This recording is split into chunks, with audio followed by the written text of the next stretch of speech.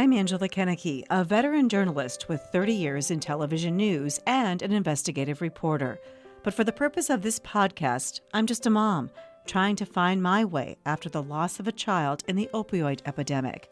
I am grieving out loud, using my platform on TV and on social media to try to stop the stigma of addiction and get more people into treatment so that no other family has to go through the devastation that I and my family have experienced at the loss of our 21-year-old Emily. I am so excited to introduce you to my guest today because he helped me and my family after the loss of Emily. Mark VandeBraak is a board-certified music therapist and thanatologist, which is a death and grief expert. He is a speaker and author. Mark facilitates grief education support groups for adults and groups specifically for those experiencing child and infant loss. He combines his knowledge of grief and music to assist individuals in traveling through their grief journey. Well, Dr. Mark VandeBraak, I want to thank you for being here with me today. And thanks for the invitation. I'd like to start off by talking about loss, because immediately we know that the death of a loved one is a loss. But we all face losses along this road or this path in life. Can you tell us a little bit about what you've discovered or learned about loss and coping with loss in general? We, like you said, experience losses every single day to some degree. And I define loss more than death. If you lose a home, there can be a loss. If you lose a limb, there's a loss, a mastectomy, anything that you deem important and that was taken away from you, that is a loss, and that's what I specialize in. That is the word Berafian, B-E-R-A-F-I-A-N.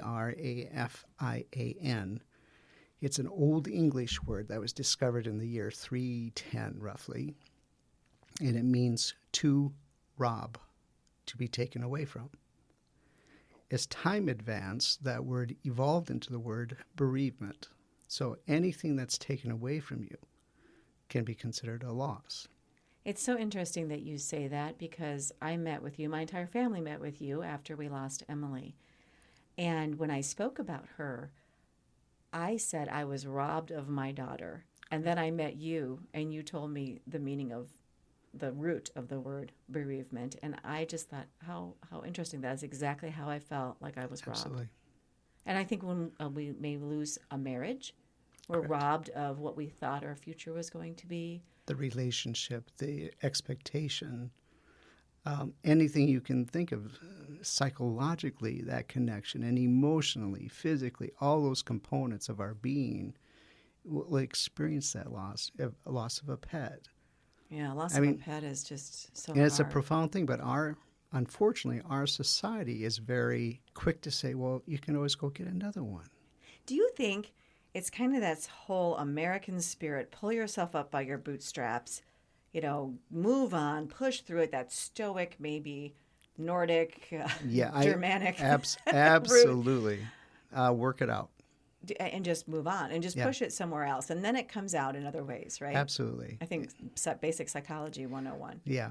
And what I have experienced and when I lecture and speak with the public, I have concluded that there are thousands of ways we grieve, but there are 4 major ways we grieve. The first way is physiologically.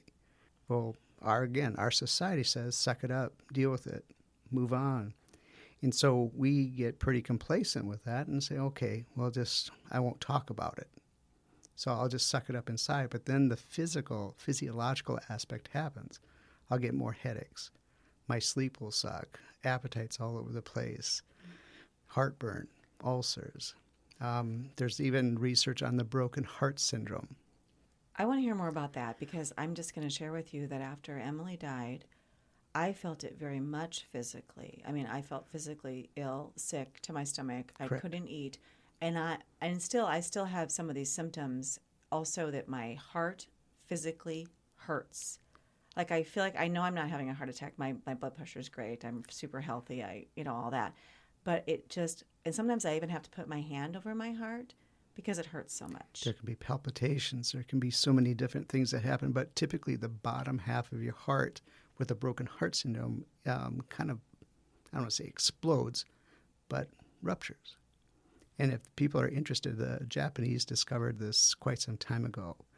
And more, I see more and more of it nowadays. Tell me exactly what happens. What It's is just the heart breaks. There's probably no better explanation of that. Your heart is broken.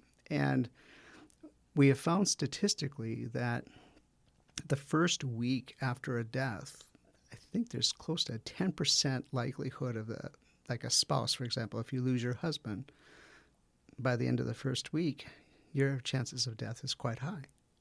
And you see that happening. I've done stories. Yes. I did a story on an older couple who'd been together for 60 or 70 years, and they just died one within hours of each other. Yeah, it's not uncommon, at least in my world. And even by the end of the first month, there's still a 3% likelihood of that syndrome still being there. Wow. So it's something for people just to be aware of. It's not uncommon to feel that emotional pain and bring it into the physical, because our society doesn't want to see us. We don't talk about this. We don't talk about this. Because I felt all this happening to me, but nobody said, oh, that's normal. If they want to give me medication right away. And I people may disagree with me, and obviously so, but what's the medication going to do? Mask it, right? Yeah. And it's going to come out later. Yeah, you have anxiety, you have all those sort of stuff. Right. I had horrible anxiety, and I don't typically suffer from anxiety. But we need to do grief work. And there's no better explanation to it. We have to put time and energy into grieving. There's a term called amelioration of grief, and it means that grief takes time. And it will get better only if you put work into it. So what do you mean by work? How do we work on grief? We have to understand the complexities of that grief, what that person meant to us, or what that house or that dog, understanding the connections.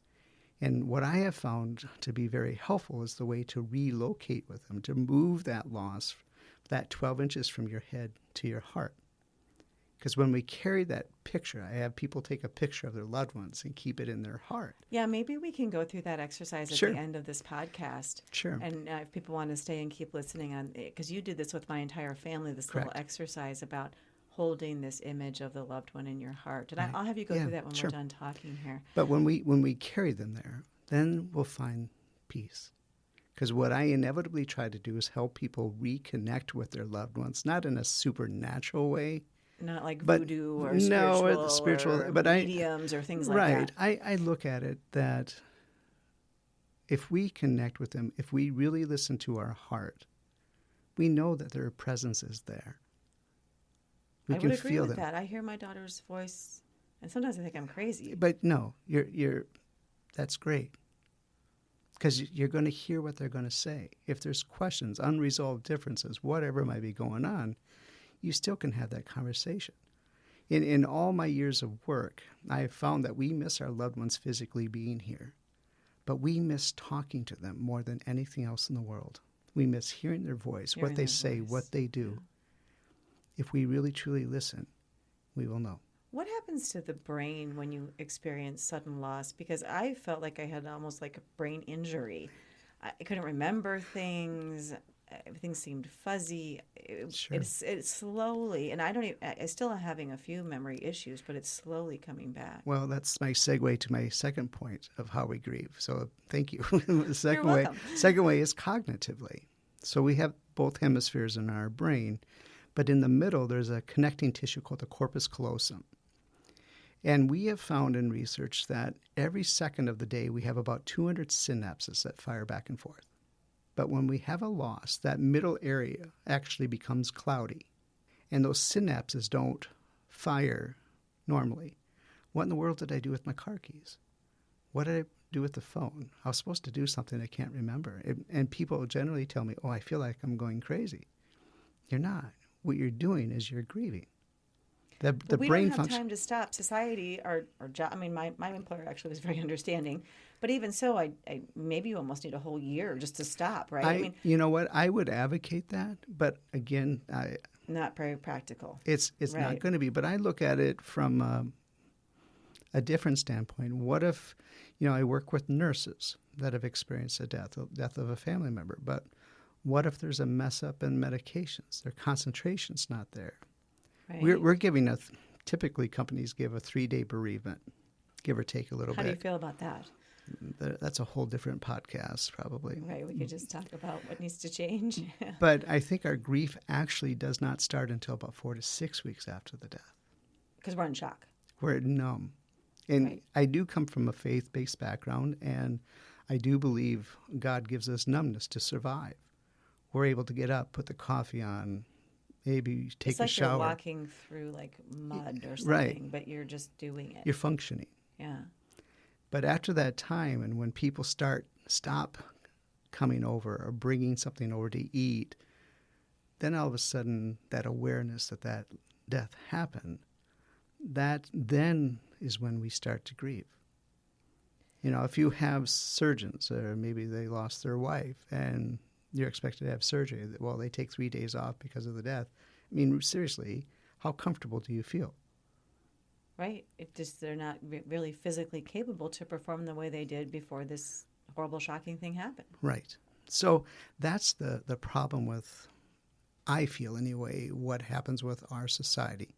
We're so quick to generate the work will cure everything, and it doesn't. It can help provide a different perspective, but it doesn't cure it. I mean, grief isn't, to be honest with you, you will grieve the rest of your life. I think that's true. I think I realize that. It's not a very pleasant thought. But you know what? It can be okay. How?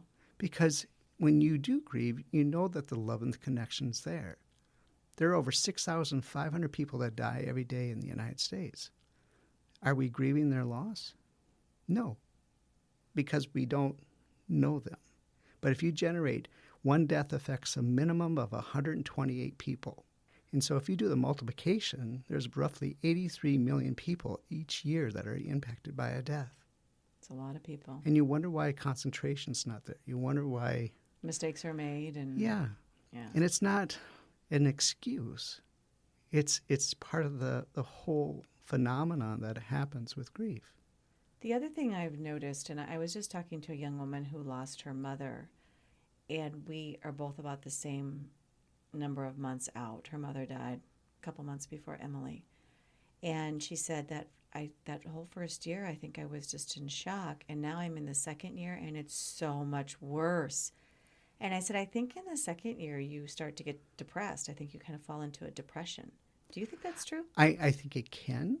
It can go that pathway. The suggestion that I might give would be is we need to do some continuing work on the grief to get that understanding. And she's not getting much help from anybody. And so that's why things can get more intense as it goes along. Just trying to manage it on your own. Right. So in my research, I mean, this is good or bad or indifferent, but I have found that over 70% of addictions are grief-based.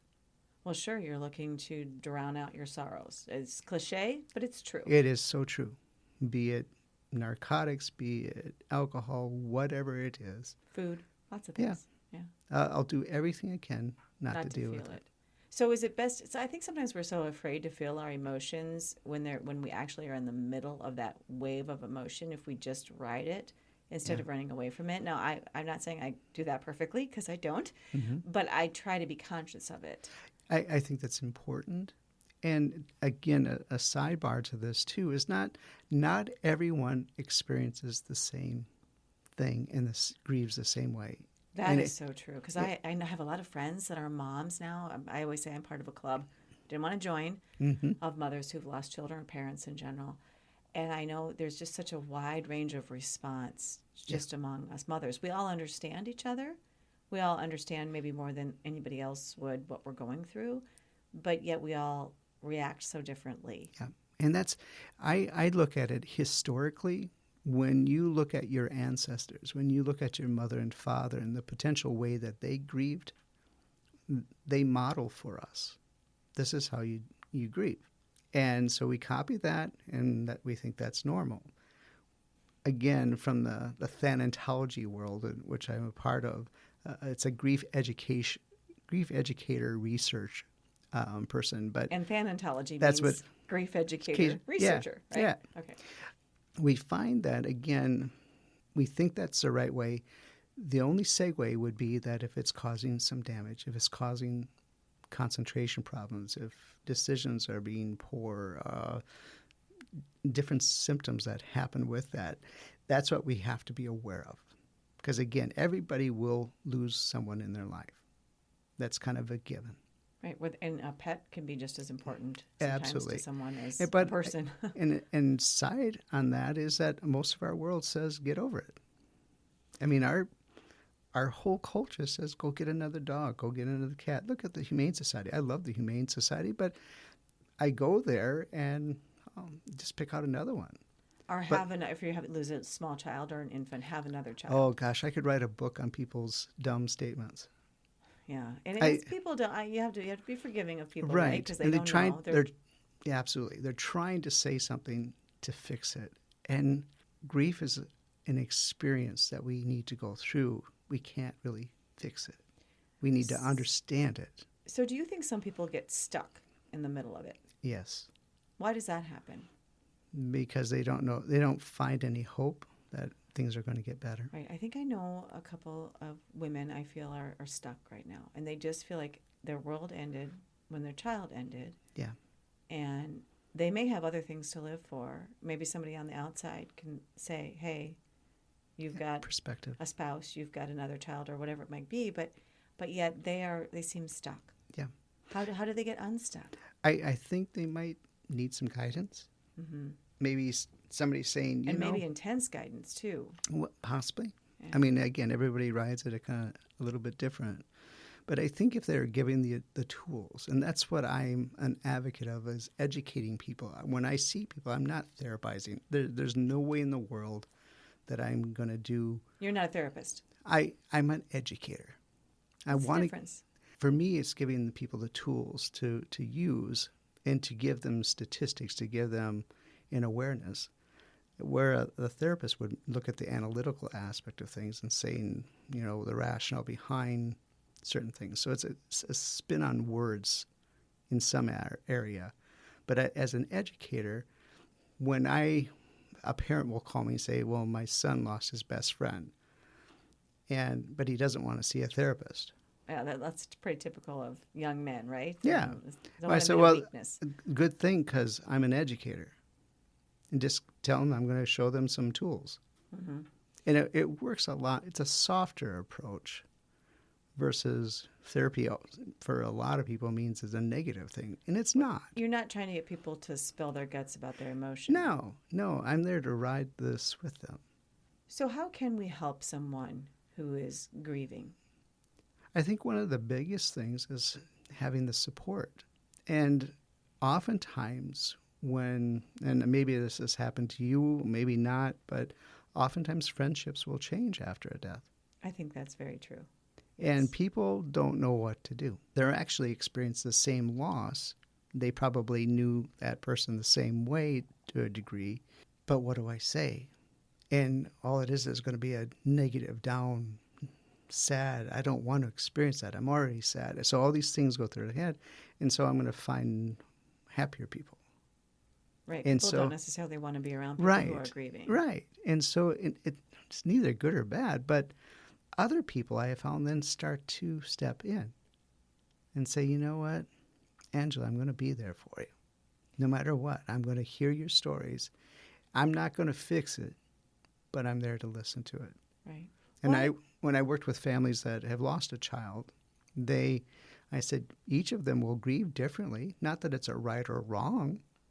That gets me to my next question, because I know of some people that have split up after losing a child. It seems to be pretty common. Maybe you have the statistics on that? Actually, it's probably less than you think. Oh, good. My guess is there's probably some issues prior to the child's death. And this brings it out. And this magnifies it more. I can see even, I believe my marriage is solid, but I can see even in the way that my husband grieves compared to how I grieve. Right. I was the mother. I carried this child. I gave birth to this child. It's different. It's different. And it's not good or bad, but different. No, and you're absolutely right. It's like a miscarriage. But then when someone doesn't grieve the way you do, or necessarily want to talk all the time about it. Maybe one person wants to talk all the time and one person doesn't, or Right. Or if you have a stereotype, and far from me to say this, but the old adage of men and women grieve differently. We don't necessarily men are grieve. trained not to show their Well, emotions, don't you yeah, think? that's a stereotype. But I think a friend of mine, Dr. Ken Doka, came up with the phrase in intuitive grief and instrumental grief. They're beautiful terms. Intuitive grief is kind of the sensitivity. The old stereotype is the woman would call her friend and they go out for coffee and they talk, which then means guys don't do such a thing. Or the instrumental grief is, I'm going to go out and bale hay. I'm going to go fix the garage. I'm going to do something physical. Mm-hmm. Doesn't mean only males do that. So I want to be cautious of that, because it used to be that men and women grieve differently. And Because of social norms. yeah, and I don't necessarily believe that anymore. We just do it differently, and it's okay. Right. And with fathers or mothers and fathers that lose a child, from an adult child to an infant, particularly with miscarriages and stillbirths, I suggest to people that the female has a very intimate connection with that child, where the father has the hope of that child. Not saying the mother doesn't either, but you get to experience the movement. You feel that connectedness. The guy doesn't. And so when you have a miscarriage, well, the guy, you ready to try again? Right, because he's not physically connected in the Right. same way. Yeah. So and I simply say to people, you're going to grieve differently. Guys typically tend to want to fix it. And I don't want to see you in pain. I don't want to see you sad. That hurts me. So I want to fix it for you. Since there's no avoiding it, I always say there's no way around it. You have to just go through it. Grieve. Correct. How do you incorporate that into your life in a healthy way? I encourage people to give indicators. Like if you come home from work, and I used to think candles, but you don't want to do that because you don't want to leave a candle burning. But if a light is on, say in the bedroom, but nobody's in there, that might be an indication that I'm having a crappy day. And so the partner would say, okay, I'm aware. This is a cue to me. And I don't have to say a word. I can be present. And to be present is so powerful. Those are some pretty important skills I think people need to learn, because I don't think people automatically are going to do that. No, it developed a skill, so to speak. And vice versa. If you're having a bad day, and we don't have words enough to fix it. No, I don't think words. But we can be present and hear. And I love words. I mean, that's what I do for a living. Yeah. I mean, I'm talking to you, and I write, and I report stories, and I tell people stories, but it goes beyond words. Absolutely. Absolutely. It's a connection. So if someone is stuck, though, is there, other than going for more intense counseling, I mean, is there anything else? I suggest finding ways to connect with them through memories. I encourage people to do something in honor of them. That's helped me. That's helped me, channeling my grief through the nonprofit of Emily's Hope and trying to raise funds to help other people. Then if I can take the focus off of myself. And that's beautiful. And put it on helping other people. Yeah, that's I'm what not saying everybody has to do that. No, but there's something like that. It might be, I've had people do trap shoots. I've had people do bowling tournaments. I've had people, something to do in honor of their loved ones. And maybe they can contribute that to give to somebody else. The most bittersweet moment I had was when we finally got Emily's artwork up in the Everest Gallery here at our local art gallery, the Washington Pavilion. And it was just so beautifully displayed. And I walked through there and I just thought, oh, her artwork is on display. It was very sad that she didn't get to experience this moment. I got to experience it, but she didn't get to. Maybe she did. Maybe she did. I mean, my hope is that her spirit was with us, but it was very bittersweet. But it was also just that moment. I just burst into tears and sat in the middle of her artwork in this art gallery. And I just think that was a gift. Beautiful. And so trying for me also gratitude, I find, is a... Yeah. I suggest to people, and I've been criticized with this too, but I have found it so effective that I encourage people to talk to their loved ones. Why would you be criticized for that? What's the Because, criticism? well, it can be like some psychosis that goes on. There can be some delusional things that can happen. I should think people do it in their heads anyway. Well, I think so. But what I encourage people to do is actually to talk to their loved ones on paper. For example, like journaling. Well, I don't call it journaling because journaling is psychologically based. Mm-hmm. What we miss is having that conversation. So what I want you to do is to talk to her on paper. I did that on the notes in my phone once. I would, again, suggest, I'm just using it as an example. Yeah. Hey, Emily, I met this crazy doctor that wants me to talk to you, so here it goes. I want it to be random. I don't want punctuation. I don't want capitalization. I don't even want you to think about what you're saying. I just want you to talk on paper. And how does that help? For me, what I see happening is I'll have them write, then I want them to put it away. Go get a cup of coffee, something to drink, and then come back and read it to themselves. Then I want you to rip it up because the paper, in essence, becomes a filter. And you get to pick the memories you want to put around that picture in your heart. And when you get that frame completed, you'll have peace because you're carrying them with you. Right. And I think that's what having peace with an untimely, sometimes if you expect a death. I mean, we just lost a close family friend a couple months ago, and I have a lot more peace with that because she was ready to go and she'd lived a full life and, all the cliche things that you hear. But when it's an untimely death, I think finding peace with that. I think it takes time and work. I think people can understand it. I was able to chapter a book last summer called Children Surviving Traumatic Death with Gerry Cox and Rob Stevenson. And I talk about the same thing, and we all do as a Association for Death Education and Counselors. We just collaborate on certain events. But when we can understand what that loss meant to us, either the anticipatory loss or the sudden death, when we carry them in that different perspective, we will have peace. Their loss will be there. It's like you'll have a scar. Some people have used that analogy before. If you cut your leg and you get the stitches, there most likely will be a scar. That's part of what grief is. There's going to be a scar. I always say we're all kind of the walking wounded. People will often say to me, "Oh, you look so great." I'll be like, "Well, the scars are on the inside." Yeah, well, so one of my patients a long time ago said, it's like if you cut off my right arm, that's what it feels like. Yeah. I thought of that when I had a friend when Emily was a baby. We had babies at the same time, and she lost her baby at about 1.5 to a metabolic disorder. And I thought if I would have lost Emily then, it would be like just chop, because a baby feels like really part of your appendage, your body. Yeah. And I felt like that would have been like chopping off my arm or something, at the time. Yeah, and it's so true. That's the pain.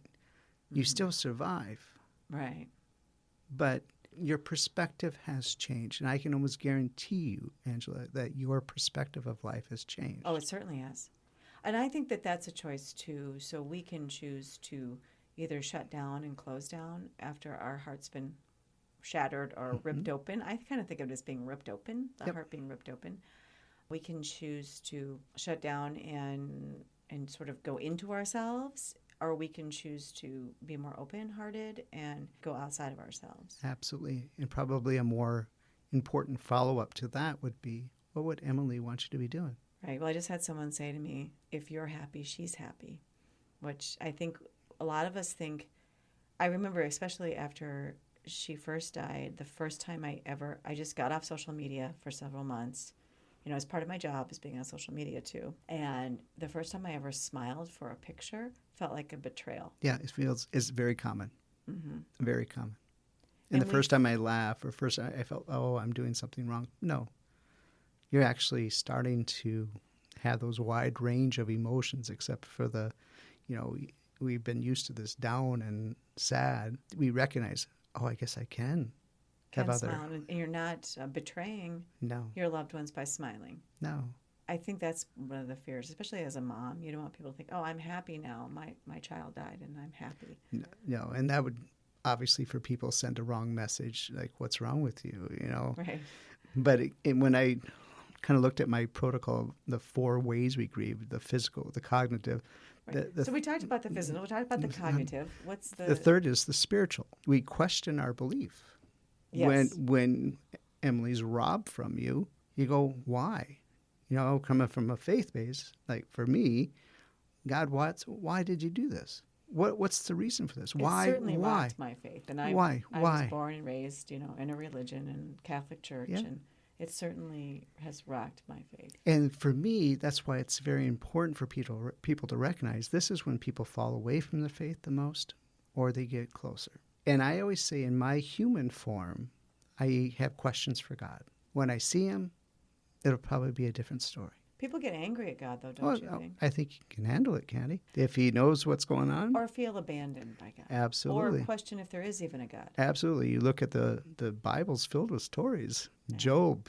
I mean, you can go through the whole Bible and find so many stories. Those Job stories where they've lost, more than one child. I've spoken to them on this podcast, and it's terrifying. And I have worked with that. I worked with one of the reservations, a father, a beautiful man that lost 3 sons to suicide. Oh my goodness. And the understanding why we don't always understand. And that's when I go back to my conversation to get it from the inside out is what's so critical. Then rip it up and focus on the gifts that child had. We can choose to focus on their death, or we can choose to focus on their life. What do you think is going to be better? That's a really good point. I love that. Choose to focus on their life instead of on how they died. Right. A lot of what I'm talking about is about how Emily died because it's such a prevalent social issue right now. Absolutely. And I respect that. But it is hard. I mean, it is hard, and I don't want her. When I talk about it, I say, I don't want her to remember for how she died. I want her to remember for who she was and how she lived. And who makes that choice? So that's what I challenge people to look at. So the spiritual question is a huge, huge one. So how do people tend to resolve that, do you think? I think it's just having that conversation with God in prayer, or whatever it might be, from your whatever belief you believe in, is trying to understand what's the rationale behind it. And I bet you anything, you probably won't know the answer. I think as a reporter, we always want to know all the answers to everything. And I've been in this business long enough that the why is often not answered. So we may wonder, in fact, I was speaking to a couple of DCI agents once about a serial killer case. Why?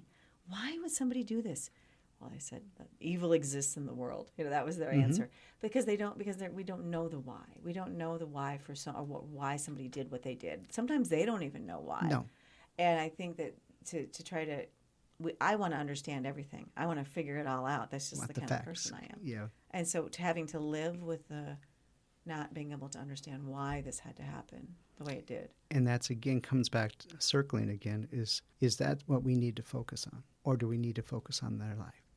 It's just like the negative thought idea, right? Yeah. So these negative thoughts come into our brains. Do we need to let them go and think a more positive thought? That would be my hope. Mm-hmm. I mean, it doesn't mean that they're Instead not there. Instead of focusing on the why. It's like you will know forever that Emily died, right? Mm-hmm. But again, does that define who she is?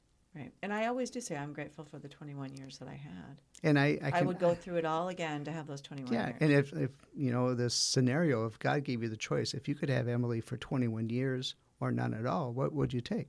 The 21 years. Absolutely. No doubt. If I work with a young woman that's lost a child that she had for a year, would you have, if God gave you the choice of not having this child, and I've worked with people that are grieving not being able to have children. Right. That's a different kind of loss. It's a different kind of loss, but you still had that same question. What are the memories your child gave you in that year? We always want more. That's true with everything, right? Right. Materialistic things or whatever it might be. Yeah. Once you have the thing, As you become older and parents die, grandparents die, then you realize that you become an orphan. I had my aunt say that to me after my grandparents died. She felt like an orphan. And there's numerous books about that out there, but that psychologically it happens that way. There's questionings, and I'm the next generation. Holy cow. I know, and then pretty soon your time will be up. Right. So if I can spin back to the spirituality, there are actually 2 subcategories in this. One is anger, and one is guilt. Anger comes out in one of 2 ways. We kind of get mad at the world, or We get mad at ourselves. The anger I see frequently with people.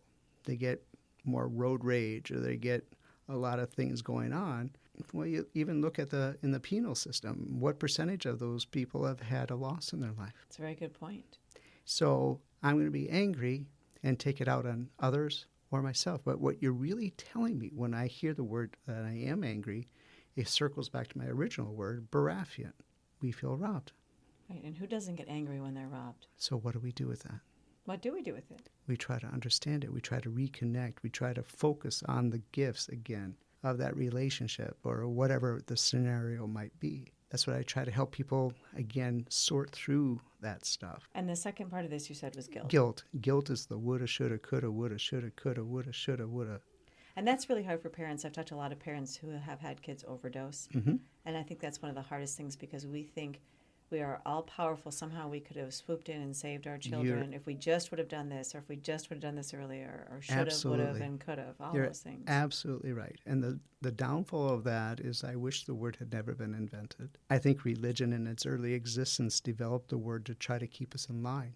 But what guilt is one of the most damaging words, because the recognition that I am not that powerful. I can't stop that speeding bullet. I can't stop that car from crashing in. I can't have that ability to be that knowledgeable. And so what you're really telling me, if that guilt is there, it comes back to my original word, Berafian. We feel robbed. Let's deal with that feeling of being robbed. Let's talk about that grief. Let's talk about the sadness, the anger, whatever might be going on, because that's what you're really telling me. It's much easier for me to tell another mom when they say that kind of thing, like, oh, if only I would have not gone to the grocery store that day. Mm-hmm. It's a case of one mom that I know. If only I would have. And I say, well, that's ridiculous. It just would have happened in a different way, a different day. Or, you couldn't control that. But it's harder for me to tell that to myself. It's easier for me on the outside, Sure. and someone to tell them that they shouldn't feel guilty, that they couldn't have done anything. Even if they would have done something different, they could have had the same outcome. It's much easier for me to say that than to say that to myself. So what I would challenge that with is that, how is that helping you? Not letting yourself off the hook, you mean? Yeah. Or being kinder to yourself? Yeah. Well, obviously, seriously, I challenge people to ask yourself that question. How is it helping you? That's a good question. Because I can almost guarantee you it's not going to. So this is the anger and the guilt, and that's the third. The fourth is the emotional. That's the roller coaster ride. And those waves of grief that And the I waves, talked about? yes, absolutely. You're up and down and spinning all around. What I try to help people do is redefine a different path and to look at that loss in a different way. Because that loss actually can be turned into gain if we look at the choosing to hold on to the memories we choose to keep. Do you think post-traumatic growth applies to that? Potentially. Yeah. Potentially. It's a term I heard recently, and I kind of liked it. So I'm kind of talking about It's understanding. I think that's what we really need to look at is how do we understand it. So when I teach and when I lecture in parables, so to speak. Some person I knew in the past really taught well with parables. So I thought, well, animals are quite... And Jesus taught well with parables, yes. So I thought, you know what? Animals are wonderful teachers. And through my research, have found the first animal that helps me teach is a turtle. The turtle is a very unique animal. There's many types of turtles. There's painted turtles, mud turtles, sea turtles, snappers, you name them. The cousin's the tortoise. A very interesting animal. They can live up over 200 years old. But turtles are very sacred. They're sacred in the native culture as well as the Chinese culture. They're sacred because they're always in touch with the earth. They're always feeling. They're always sensing. And because of that, they tend to live a long time. Because they live a long time, they become wise. And with that wisdom comes prosperity. But when storms come, what do turtles do? They hide in their shells. Yes. And how does that relate to humans dealing with grief? They tend to go into themselves. Yeah, and guess what? The grief never goes away. So if you find yourself pulling in, recognize the turtle is speaking, and nothing's going to change. Second animal that helps me teach is a bald eagle. What do you know of the bald eagle? Majestic. They're, the symbol of our nation. Beautiful bird. They sit large about wingspan. 7 foot. They have a visual acuity of a mile away, 60-to-1 kill ratio. Their nests are usually 5 foot by 5 foot, weighing about a ton. Amazing, right? Yeah, they're just amazing bird, and they actually fly the highest elevation. Very sacred in the native culture. They're sacred because they are considered to be a messenger. They carry the prayers of our humanness up to the Creator. And once a prayer has been delivered, oftentimes the feathers release. A beautiful thing. That is beautiful. But how does that relate to humans dealing with grief? They rise above it. They fly above the storm. And how does that work? To me, it signifies avoidance, because I'm going to keep busy. Our society says, let's go back to work. I'll start maybe working 50, 60 hours a week instead of 40. Oh, one cocktail will be all right. Three's okay. Well, 4, I'll be feeling good after 4. I'll numb it out. That's where that addiction thing comes into play. And it sneaks up on people, I think, it sneaks up. It's just, I'm just trying to numb it away. Mm-hmm. Just to feel better. People just want relief. Right, because it's so painful. So you have the turtle that isolates, you have the eagle that avoids. Neither is going to help you in the understanding and processing the grief, but the third animal always will. And that is the tatanka, the buffalo, a very beautiful, misunderstood animal. And very popular in South Dakota. Very much so. Very much so. They are massive in size. They can run faster than horses. They're community-based. They're always in a herd. Rarely do you see them by themselves. And they're extremely protective of their young. Not only the parents, but the whole community is protective of their young and very sacred. It is believed that the white buffalo blended with Mother Earth to generate life. And it gave everything for survival. Food, shelter, clothing, everything you can think of. But when storms come, what do buffalo do? They go into the storm. Beautiful. Absolutely. They turn and they walk into it. And people, why? Why do they do such a thing? They found a way to survive. If I turn and walk into that grief storm, if I'm pushing into it, I promise you, you will find peace. You'll find understanding. You'll carry them with you. And that's, to me, the most powerful animal in the world. It's been one of my most favorite. My family always teased me about it. There's another tatanka. I said, yeah, isn't that beautiful? And I think fear stops people. Oh, absolutely. But they feel like it will destroy them if right. they really go into that storm. But I know those feelings can be there, but I also can see it from a different perspective. I've been blessed. I've worked with well over 100,000 people on their grief journeys. I've worked with professional athletes to politicians, you've named it. I've worked with everything you can imagine. But one thing that we all have in common is if we're willing to go into it, we're going to find peace. A colleague of mine, Rabbi Earl Grohlman, he's about 95 years old, a beautiful man, gave me a quote that I use often with people that I work with. And he says, death ends a life, not a relationship. I love that. And to me, that's beautiful. It is. Before we end this podcast, can you explain the exercise that you do? You did it with my family. So it was about taking, a picture of our loved one and creating a frame. Yep. What I challenge people to do is to close their eyes and take a deep breath. And I want you to take a mental picture of your loved one that you want to keep forever. Once you have it, open your eyes. And then what I have them do is describe that picture to me. What are they wearing? Hair up, down, glasses, hat? What's their facial? What's their affect? Are they smiling? Most of the times they're smiling. Or they're doing something stupid. Or silly. Or silly. And you know what I see in that, Angela? I see people brighten up. Yeah. Because they're choosing to remember the good. And you take that picture and you place it in your heart. And then you have that conversation on paper in saying, this is what's going on, and so random stuff. You write it down. There's something very important that happens when you can visually see that writing. I think there's something about that brain to hand to writing connection. I'm a writer, but I think for everybody. I think it's absolutely amazing. And I see a big change in one day. In one day. And so you're to think of the person, how you'd like to remember them in this picture. Mm-hmm. Yep. And the frame is? The frame is taking the memories you want to take from that writing and start to put them around that frame. And you do it another day. And you take those memories, and once you get that frame completed, you'll have peace because they're on display. And then you keep that in your heart. Yes. You talked a little bit about not necessarily, for a while I felt like I had a little bit of a shrine to Emily. I still kind of do maybe in my house. But the importance of that you're carrying that person in your heart, you don't need to have... No, you already know what they look like, don't you? I've had people that had like hundreds of pictures of their loved ones, and I go, a little excessive. Yeah. Well, I guess everyone kind of walks it differently, but I'm kind of confused because I already thought you knew what they look like. And it's like people that They go to the cemetery. It's a great thing. You feel free. If that's something that provides you comfort, feel free. Go to the cemetery. But really, where are they? I think that often, too. Sometimes I don't make it over there as much as I'd like, but then I think, well, she's not there anyway. And where should she be? In my heart. Right. And? Yes, in heaven, hopefully. Yes. Yeah.